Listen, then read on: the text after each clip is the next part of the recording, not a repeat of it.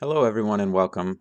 Today I wanted to go over my Granum Void video, and I wanted to give you guys examples of weapons and setups that you can use to effectively clear this mission, solo or in a group. Either way, I think the best weapon to use is the Zorus. It has a very powerful mechanic that will kill any of these mobs in pretty much any setup. So other than the Zorus, which is, I think, mandatory to use, you can use pretty much anything, but some people like to use Octavia with a max range build. The idea behind Octavia's max range build is that by using 1, which is Mallet, and 4, which is Amp, which doubles the range of Mallet, the enemies will effectively kill themselves, which is pretty good, and it works pretty well. The build that I've got listed here uses all 3 of the Augur mods just for some base upgrades. Streamline, Continuity, Flow, Stretch, and Overextended. I think it's very achievable by anyone. Obviously, you don't need to use the primed version of these mods for the same effect. I am just going to give you guys a little display video of how this works. So again, you want good duration and good range, and you're going to be using the mallet to make enemies attack each other. And then you're going to be using the amp to double the range of it. So it pretty much works just like this.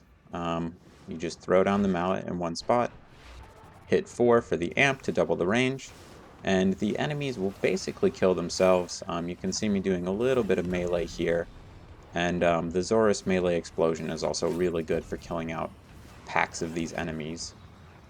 So if you throw the Zorus and then you detonate it, you can do a large AoE explosion if you have the 3 charges, the 3 blue or orange dots to the right hand side of the reticle. So this combination works pretty well.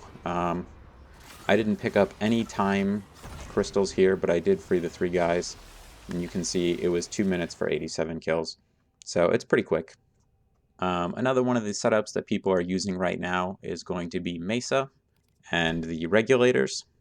The idea behind Mesa is she's just like an aim bot, and the build that you're going to be wanting to go for is a little bit of duration, a little bit of efficiency, a little bit of range, and a little bit of strength. Just a very basic, well-rounded build. It is pretty important to have vitality on there too. The difference between Mesa and Octavia is a little bit different.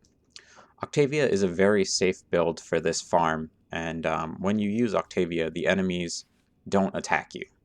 So you're basically invincible when you use Octavia. When you use Mesa, the enemies do attack you, and it requires sometimes a little bit of mobility. And as you get into the harder versions of the Void farms, sometimes using Mesa is a little bit challenging.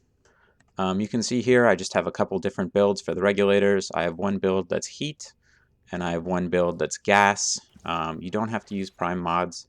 You can use even a very basic setup like this, just some damage mods that you get basically at any level. So I just wanted to show that these builds are all very attainable, very easy to achieve at low levels. So it isn't that hard to solo these missions, but from what I've seen, I think it's just better to do these missions in a group. You can see here again, I've got the heat and I've got the gas build. I haven't found either one to be particularly so much better than the other. Usually they all just die in one hit anyway. So here I'm just going to show you a little bit of Mesa footage. I'm going to use the second tier crown for this one. I use the first tier crown for the other one. A problem sometime that I have with Mesa is I get a little bit overwhelmed when I'm trying to solo this. So I'm using the Ignis Wraith, I'm using the Zorus, I'm trying to grab time crystals while killing enemies, and you can see my health starts to dip a little bit here. So now I'm bouncing in between operator form with the arcane that gives you 300 health every time you go in and out of operator. I use the void dash to quickly move in between the people that you need to rescue. Rescuing these people gives you 20 additional seconds on your time remaining, so it gives you more time to kill stuff. Honestly, from what I found, you can rescue the people if you want to, or you can just stand in one spot and just try to kill everything. But if you do want to rescue the people, I would use the Void Dash like I do, just to move around really quickly. Fill up your Spectres by attacking them with the Zorus, throw it, heavy attack, and detonate to free the prisoners, and it gives you 20 seconds. You might have noticed there, in this last 10 seconds of footage, sometimes when you free these guys, the timer just resets, and you don't get the extra 20 seconds.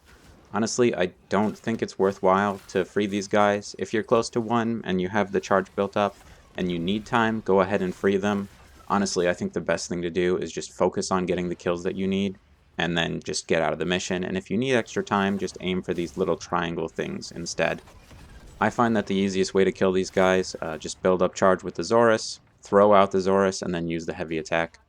So you get the Protea systems. You get the Protea systems from Tier 3. You get the Protea Neuroptics from Tier 1 Granum Crowns. And you get the Protea Chassis from Tier 2 Granum Crowns. As I was saying before, all of these I did in a squad. Honestly, I had a lot of headaches trying to do this stuff solo. When you're solo, you have to always kill the guy in the mission.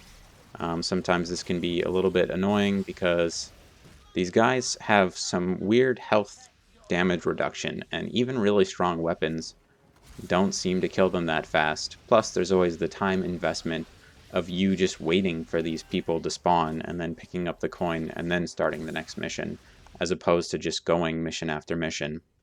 At this point, I've gotten all three of the Protea systems. I have Protea building in my foundry. I am excited to check out the Warframe and see what its abilities can do, but honestly, the farm was a bit difficult, so I do want to give you guys just some tips and a little bit of guidance on the farm while I still have you here. I failed several times playing this solo as Mesa. There were at least 2 or 3 times when I tried to do this as Mesa where I got like 60 kills or I got like 50 kills, and I just ran out of time from the triangles. It can be really hard to try to manage all of it. I would do these missions as a squad and just try to have fun.